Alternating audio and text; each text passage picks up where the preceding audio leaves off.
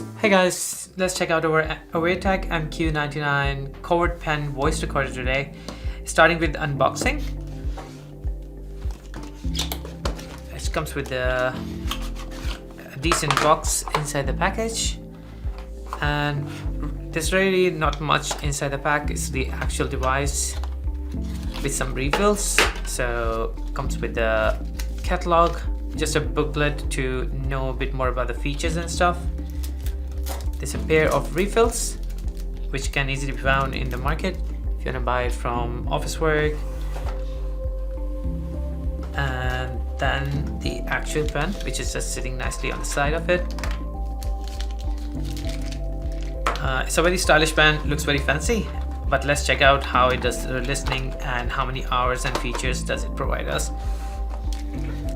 Alright, so just diving in deep, what we get inside the package are the two refills, which are interchangeable. You can easily find them in any stationery shops. If you ever run out of the ink, it actually works like an ordinary pen. By simply twisting it, you can actually unwrap the pen, the writing part of it. Looks like a Parker pen, very decent looking and very discreet at the same time. At the top of it, just right here, is where the mic is located. There's not much going on here, but if you twist this, it clicks, and that's how it turns on. And if you click it on the other side, it turns off. So twisting left will activate the pen, twisting right will deactivate the pen while you're looking at it, while the clip is facing towards you. Now, the way you transfer the data or charge this device is just by uncapping this part from the middle, and this is where the USB lies. The USB stick on end of the pen actually is where you plug it to the power to your PC, and that's how it charges the pen. And if you unplug it, it simply turns off. Now there's a switch on the side, which we'll talk about it just in a second. So it comes with an 8GB of internal storage, which can take and it does record in 4 different actually modes of recording: low definition, high definition, extra high definition, and extra high definition. Normally it's preset on XHD. Let's go ahead and check out a bit more about it just in one second. Let me put it on charge first. Great. So while charging, there'll be a red light indicator that will just come up here. Now that red light actually changes its color when it's fully charged, just right there. When it's fully charged, the red light will turn into a green color, which means it's being 100% charged. Alright, now, so pretty much everything is happening right in this part of the pen, and there is an indicator right here. So first of all, when the red light comes up, you can select the red light means it's charged. When the red light goes off, it actually is done charging. Now you can unplug it and then select the mode you would like to select with. Now obviously this pen has the capability to record in both continuous recording mode and voice activation mode. To select the mode, it's pretty easy to find out how you can do it. Now if you notice closely, there is a toggle button just right here inside, discreetly hidden. But then also right on top of it, there are some dotted lines and a straight line.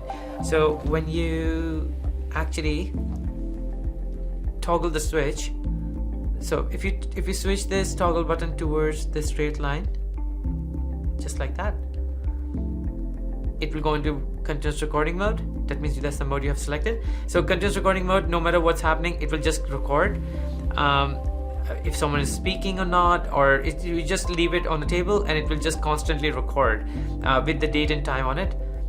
And then if you switch the toggle button towards the broken line, that's the most commonly used feature. What it does is actually goes into voice activation mode. So what it does, it only records when someone is speaking within the range. Now the range can be from 12 to 15 meters. Within 12 to 15 meters, if someone talks, it will automatically record that on its internal memory of 8GB. And that recording will be time-stamped with the date and time on it. In order to, this is one mode. Now if you want to turn it on, before obviously once you selected the mode, the next thing you want to do is turn it on. So closely, just right here, you will find a pinhole. Now when the pinhole, if you twist it and it turns black means it's in recording mode. And to stop recording, just twist it back, it turns white, and white color means it has stopped recording. So this is literally switch on and switch off, and it's a very easy way to know, because it actually clicks when you select a mode and it clicks back when you select an opposite mode. Yep. And while recording, it will actually display this red light right here. That indicates that it's now in the recording mode. The light stays momentarily and it just disappears. The total storage of recording that this 8GB can take is 288 hours of recording. So with one charge, the battery will last for 31 hours on XHD mode.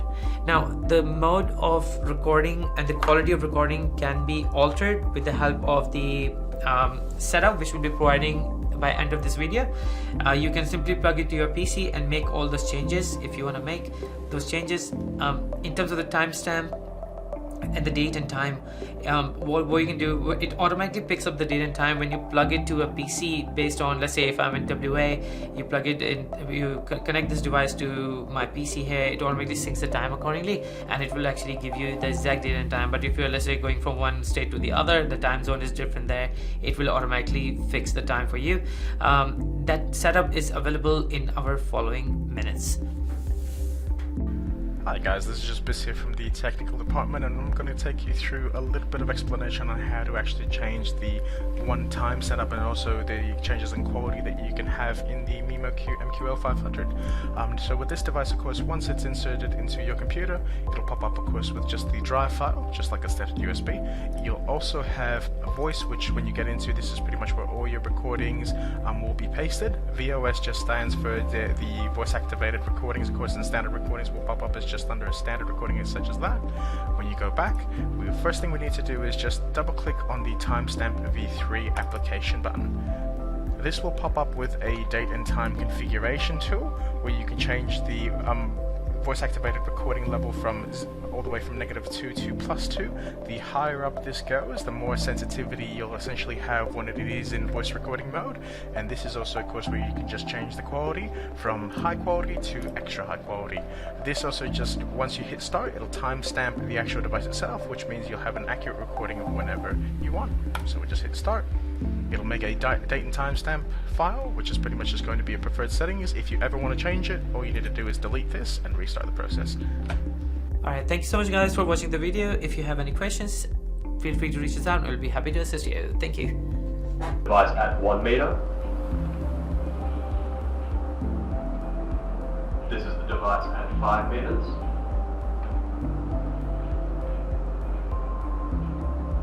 This is the device at 10 meters.